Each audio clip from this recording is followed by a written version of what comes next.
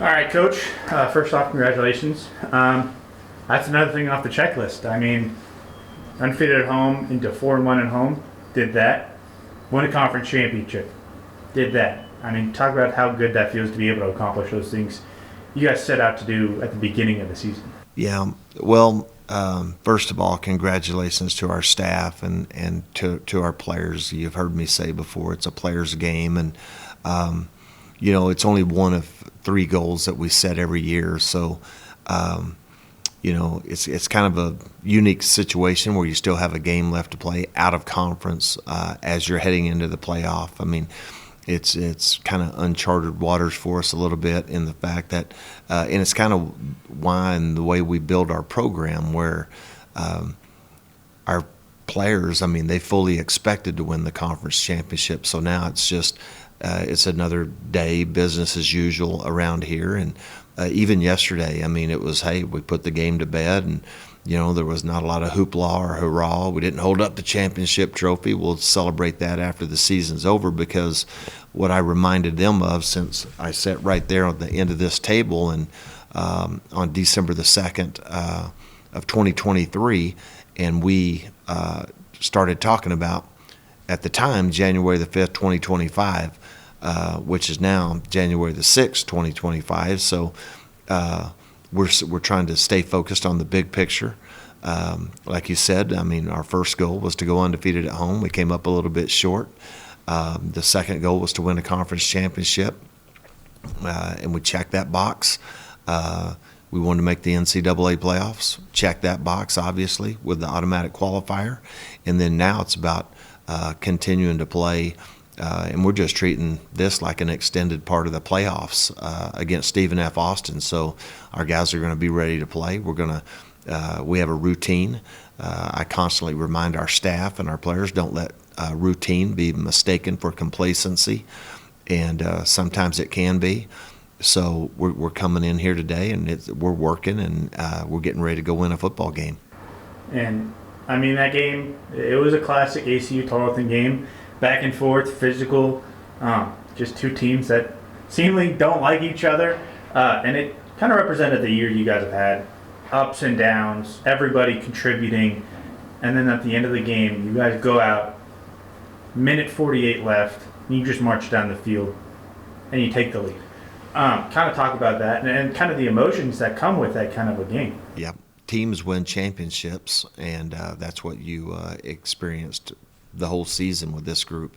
I think, going into this week, I think 9 different times, 9 different players recognized as players of the week.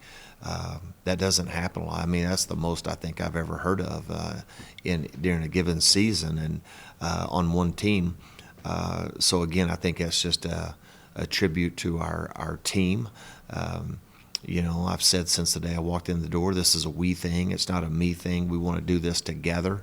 And I think that's what you're finally experiencing. You've always heard me talk about pointing to year 3.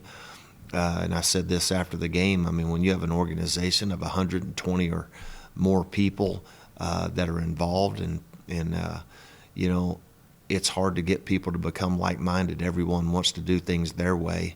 And I think we finally accomplished that, and where we think alike, we speak the same language. We're all, even though that we all come from different backgrounds, and we're a diverse group of people, it's very exciting and very rewarding when you can see things like a championship come together, because all those different people and everything working toward one common goal, and that goal is to become a champion. And a very unique situation happened over the weekend. You guys won your conference championship. McMurray wins his share of their conference title. HSU already won it. That means all 3 college football programs in Abilene are conference champs. Talk about how rare that can be in just the world of college football. How cool that is for West Texas. Yeah, I mean, it's been really unique, even since I got here. I mean, Jesse, man, hats off to those guys, and he's constantly texted me, and has been since the day I've gotten here, congratulating me on my first victory, and I mean, we've taking a pair of size 15 cleats over there. I mean, a time or two, that he needed. So, man, it's really. And then Coach Neal, I don't know him as well, but it's exciting for the city of Abilene. It's exciting for all three universities. It's exciting for this region of football, and I think it's just a testament of the local high school talent that we have, not only in the city of Abilene, the high school coaching that we have in this state. I think it's just all of it is just. A direct extension of all the hard work that those people put in, and I think it's just great, to be a part of it. And again, I wish those guys nothing but success. I mean, ran into three young men that played at Hardin Simmons this morning at Summer Moon, and they were very ran into 3 or 4 of them at Subway one day, and I mean, it's just it just kind of creates an excitement for this region of the state. And looking at the SFA, it's a team you guys are familiar with, former conference rivals, another Texas versus Texas matchup. Kind of talk about that and how important it is to kind of start fast in that. Yeah, it's not only important to start fast. I mean, that's where kind of the whole mantra of 60 minutes and then some. If you want to win football games, you need to play the whole game. And obviously starting fast hasn't been our success, because I've seen a lot of teams start fast. Idaho started fast against us, but you also have to finish, right? And so I think there's been games. I mean, Texas Tech started fast against us. I mean, there's a lot of people that come out and start fast. Tarleton started fast against us the other night, and it's been kind of a strange year in that regard. I've never seen been quite a part of something like that, really.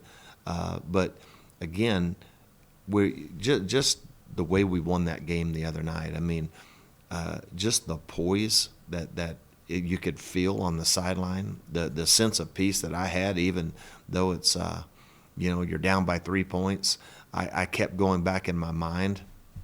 Thursday's 2-minute drill was 1 minute and 26 seconds to go in the game. Ball's on the minus 25, and you got one timeout. The only difference was ball was on the minus 25. We had no timeouts, but we had 1 minute and 46 seconds, so we had 20 extra seconds. And I was like going, man, they scored fast on Thursday, and I just flipped over the headset and said, hey, boys, lest I remind you, we scored a touchdown only needing a field goal on Thursday's practice. Man, go do your thing. And man, we did. Just maverick. I mean, that was like an NFL 2-minute drill. I mean, it really was. I mean, he looked like a pro back there. It just under control. And I mean, Ken Collins sent me a message. He goes, my goodness, he goes, I saw the last drive, and he goes, he was like a surgeon, and it really is. And that's why I always say it's a player's game. I mean, you can put them in as many of those situations as you want, but at the end of the day, you got to go out and execute. And and what was even more impressive to me, that leading up to that, I mean, man, to force the field goal, our defense bowed their neck. I mean, they got 1st and goal from the 5-yard line. We put our guys in that situation every every Wednesday. We do red zone, and man, it's good on good. It's our offense versus our defense, and I mean, it gets highly competitive. And man, to sit there, they got the ball 1st and goal on the 5-yard line. And literally had driven the ball all the way down to that point, and we go TFL, 3rd down stop, and then here we go. They kick the field goal, and man, just I know this is weird, but our sideline just said, this game's not over, and there was no panic. There was just a belief, and we've talked about that all year long. Hey, that man. And even in life, I mean, you let your afflictions produce endurance, and endurance basically prepares you for the long haul. And then that endurance produces proven character, and then proven character produces belief, hope, faith. And, man, our guys had belief in not only themselves, they had belief in their coaches, they had belief in their teammates, and they went and executed. What kind of emotions, can you describe what kind of emotions you felt when that ball on the Hail Mary, you see it hit the ground, triple zeros on the clock, you realize we're conference champs? Just kind of talk about that. No, I went, man, I'm not very smart. I mean, we have a victory defense that I second guessed myself that I should have put on the field. I mean, like where I put the big guys back, Blaine Taylor and Javon Gibson, and I didn't do it. I mean, you know, I'm sitting there going, okay, well, our guys have got us to this point, and but I do it every Thursday, and I was just really kind of second guessing myself. I really wasn't. I mean, I'm like a typical coach, I guess. I was, you know, sitting there critiquing myself. I'm like, oh, why, you know, I should have probably gone victory defense right there where I have a definitive way that we defend that. But I thought, you know, I kind of second guessed myself a little bit. And then when all said and done, you become a conference champ, talk about those emotions. Yeah, I mean, really, I think in the moment football is such an intense game of passion and focus that, you know, I don't really know how I really felt, to be honest with you, other than the fact that, you know, you're excited, but yet it really hasn't sunk in because you're still right kind of in the heat of the moment. And so I just, to try to describe emotions, I really don't know if I can pinpoint, you know, what was really going through right there, other than, man, you know, you're just you think back of all the work and everything that you've done to get to that point, and there's a lot of things going through your mind, but again, it's hats off to my players. I mean, I think because I tell them all the time, I mean, the rest of my life I get to call myself a champion. I was a conference champion in college, and I've been a conference champion as a football coach. And I said, this is not about me. This is about you guys. You are going to be recognized long after I'm gone. I mean, they'll be recognizing you guys for the rest of your life at a football game, probably either before the game or at halftime. And I probably won't be there. I mean, and you know, and it's just the reality. And we talk about what really matters 100 years from now. And Friday night I was talking to them about, you know, we're still talking about Tonto Coleman. Tonto Coleman played here in the 40s. It's 2024, right? And I said, so we're coming up on 100 years. The impact that Tonto Coleman made, not only on this university, but on his players. He went on to become the commissioner of the SEC, and you know, those are the things that are running through my mind. Then Wally Bullington, we have a double purple line that Wally Bullington used to paint on the field, going onto our practice field and going out the tunnel here. So Wally Bullington coached here, obviously, a long time ago, but people are still talking about Wally Bullington. So to me, you look at the players, I mean, their pictures on the stadium, their pictures, there's teams still talking about, I mean, we're still talking about the 1950 Singing Christians. We're still talking about the 73 team. We're still talking about the 77 team. We're still talking about Chris Thompson's era of 6 years of consecutive playoff appearances in Division II. And then, obviously, they're going to be talking about 2024 after we're all long gone. So I know we spoke right when the game ended, but now some time has passed and this has been able to sink in. Tell me how meaningful it was to go to Stephenville, win this game, win the conference title, and check another box. Yeah, I think, you know, I one of the messages I always try to get across to our staff and to our players, everything matters, right? And it didn't really matter if it was for the conference championship or not. I mean, we want to play meaningful football in the month of November. I mean, we were 2-0 headed to Tarleton, so to be able to do to go and do it on the road, I think again it just speaks about the focus that our players have. I mean, people don't understand winning is hard, and it's really hard when you got to go on the road and win. You're out of your normal routine. You're you know, you're on a bus, you're on a plane, and you know, those are not easy things to do, to be able to get on there and go and win games, and but that's what championship teams do, and I really again, being a coach, you're so hardwired to when you win a game that you have this routine that on Sunday you come in, you put that game to bed, and you move on to Stephen F. Austin. So really, I don't think I've experienced any emotion other than the fact that, hey, I'm excited for our players, man. They're the conference champions, but we have a game this week, right? And it's the most important game of the year. And that's what I told them for well over a month, that when you play meaningful football in November, every time you win, the next game is the biggest game of the year. Well, we just beat Tarleton. Well, guess what? The next game is the biggest game of the year. And then guess what? If we go beat Stephen F. Austin, the biggest game of the year is the next game, and it's going to be that way until the season's over. So we look at the big picture of this program. 4-1 at home. I know it wasn't undefeated, but still really good job. Conference title. And this is uncharted waters almost, this program. You know, the first conference title was a D1 FCS program. You're in the FCS playoffs now. Tell me what you're making of that with this uncharted waters. Well, it's like I show our players every Friday night and every Thursday in our team meeting. I have a picture of our jersey, and at the top of it, it says, "It's your time. It's your time to leave your legacy on this football program." And then followed by that, I have a blank purple slide and saying, "We're still writing our story." So my message to the team this Thursday will be, the jersey, leave it better than you found it. Not only leave the jersey better than you found it, leave the man inside the jersey better.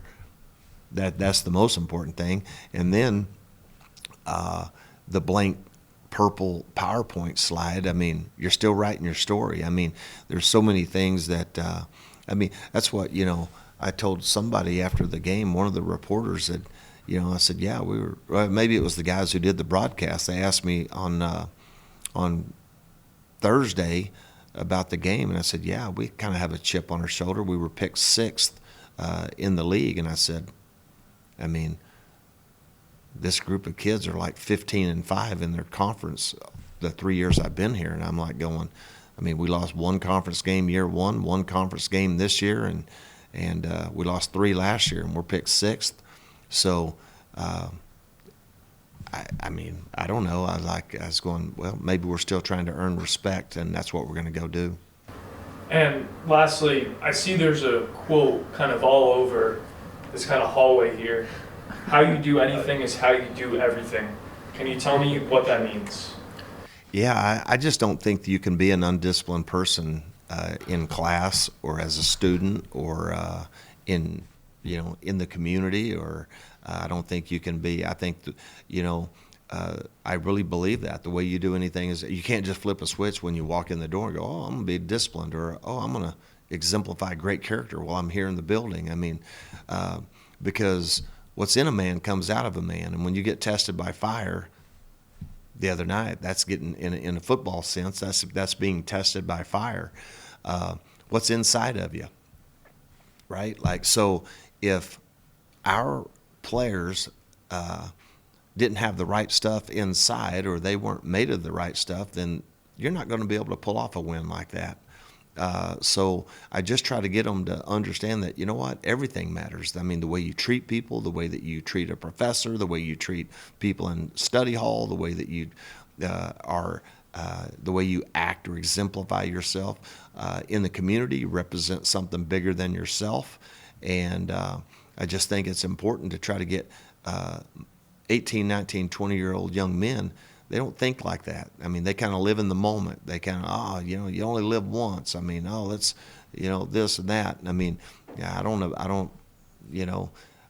allow them to use that as an excuse. I mean, so just try to hold young men accountable to a standard, and I truly mean that. Like, I believe if you want to, we try to break the stereotype. I mean, most college football players want to sit on the back row of the classroom and show the professor that their academics and their it's not really that important to them. And I try to make them sit on the first or second row and show people respect. And eventually, we're not 100% at it, but we try to make sure that we set the standard and set the bar high, and then if they'll just understand that when you start cramming good things in this end of the pipe, that eventually good things will fall out the other end of the pipe, and I think that's what you saw on Saturday.